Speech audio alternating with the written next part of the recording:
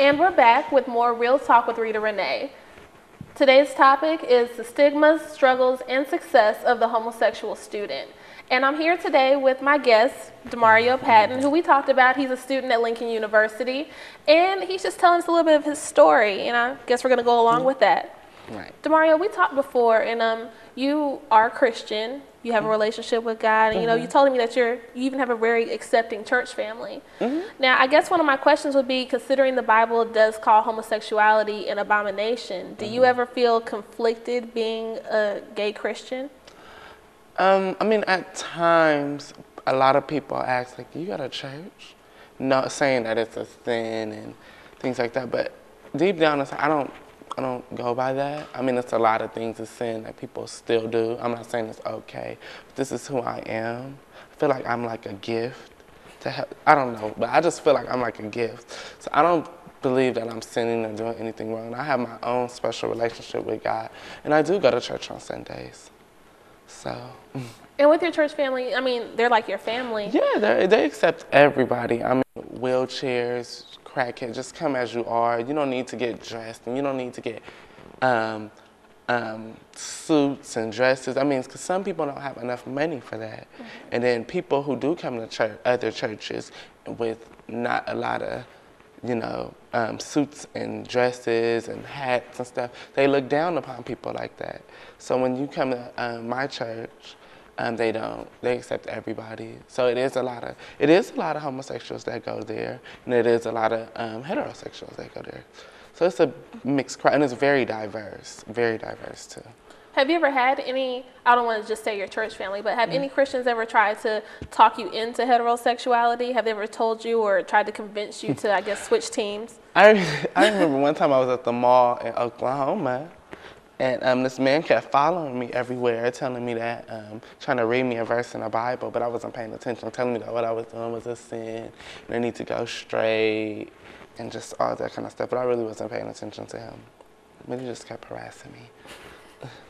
Now, earlier in the intro, we talked about the suicides that happened in 2010. And when you hear about situations especially with children as young as 13 years old, I believe the oldest was 19. How do you feel when you hear about these situations going on? I feel devastated because it could have been me. It honestly could have happened to me. But I just don't feel no youth, no kid, nobody, period, should even go through even thinking about suicide just because of their sexuality. Nothing. I don't think anybody should feel that way. I think it's wrong how people treat, especially at a young age, when they're just finding themselves and just trying to get accepted, period. Because when you're young, you're trying to do anything to fit in. So just to be called names and to be hurt or anything from parents, just not to feel comfortable around the people you're surrounded, can feel hard for people. So I don't think nobody should go through that at all. Do you feel in the lesbian, gay, bisexual, transgender community as a whole, do you think that there's more depression in your community considering how hard people come at you trying to force you to change and tell you that you're a bad person? Well, I think it goes both ways. I think to me it just all depends on your life, how you grow up. Because I mean, there's some places and some families that don't look upon sexuality. So some kids can just go straight through. And I mean, they tell their parents, some parents don't care, they still love them unconditionally. And then they can just grow up and not have negativity all surrounded them. And then it can be the other way around where you can grow up and then you can try to tell your parents and they're like, no, I'll kick you out. And then you can feel all alone and then just get bullied all through school and stuff and have nobody to help you. So. I'm sorry. So it can just go both ways, though. Do you have friends that's happened to who came out to their family and they've gotten kicked out, or? No. Okay. Now, you said that the suicide could have been you. Have you ever gotten to that point where you had a plan and you were going to go into action with it?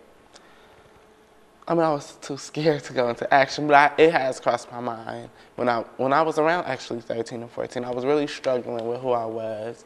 I didn't know how I wanted to come out or what I wanted to do, or how I wanted to approach everybody and tell them, or how I just wanted to live life. I didn't really actually know, and I wasn't getting any help from anybody. It was just me. I didn't tell my mom, I didn't tell none of my friends. My family didn't know at that time, so it was really hard for me. So I was ready to do it, but then I just stayed up like all night just crying, like, what do I do? Like, I didn't know what to do.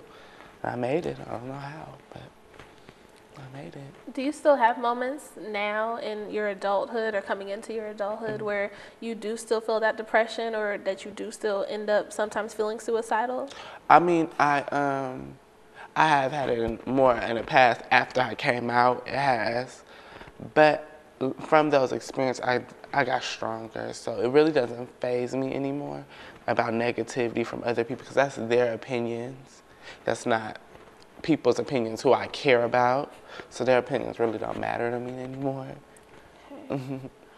Now, staying on the topic of those suicides that happened last year, you know, I did a little research for the show. I want to be able to intelligently talk to you about this.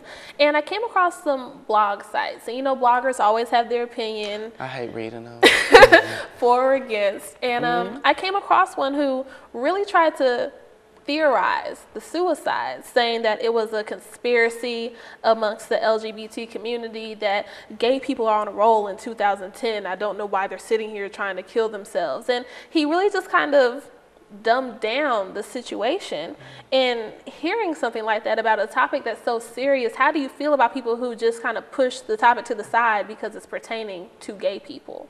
It's sad. It's sad. You know, I got so tired of the internet, and I got so tired of reading negative stuff under just anything like same-sex marriages, suicide for LGBT, just anything. I just got so tired of it, so I don't even pay no attention. But I think it's wrong, especially how they treat us like a third party. So I don't think it's right at all. And I don't know what he was trying to say on a road, because I don't think we're on a road. Not yet. Not yet. So. Now, talking about the internet, I know you said you hate it, but I'm sure you have a Facebook and maybe even a Twitter. Do you ever feel that having the social networking site where people outside of the people who see you in person every day can form an opinion about you, do people ever try to maybe honesty box you or send you messages on Facebook that they... I mean, even when I like add people, I get response, don't add me, faggot. I still get stuff like that. Like, I don't know. I'm like a friendly person. I add everybody. And then I sometimes get inboxes, don't add me. I don't like gay people. Or then I get blocked, things like that. I'm like, wow, like, is it that serious? But, yeah. So, it's still, I don't like the internet, but it can be used for good ways also. So, like, it is a lot of people on the internet like me on Facebook, and I do like to meet other people like me, hear about their struggles and their story and things like that. So.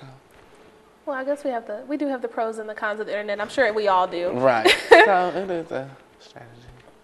Do you think that men react to you like that, either in person or online or however they interact with you? Because there's that stereotype that gay men like all men. Do you feel that people treat you like that? Like if a man sees you, he's automatically veering to the right? To be honest, I never had that problem. I'm not racist, but I never had that problem with other race other than African Americans. I never had that problem with Caucasians, Asians, Latinos, only African Americans. Where when they see me, they'll like make a big scene and move away, or maybe they'll point to their friends and go look, things like that. I always had that with African American. Why do you feel that is, that our own culture is treating us, because I mean, regardless it's a black person, exactly. Why do you feel that that's going on so harshly in our own culture? I really can't answer that question. I mean, I don't know, but yeah, I don't know. I don't know why they do things like that. Well, I guess we're going to cover some more. Actually, we're going to take a short break. So when we come back, we're going to have somebody who's a little bit more advised on this topic than I am. And I just want everybody to stay tuned. We're going to be back with more Real Talk with Rita Renee. We'll have Demario Patton, and we will come back with Miss Luann Andy. So please stay tuned, and I'll see you in a little bit.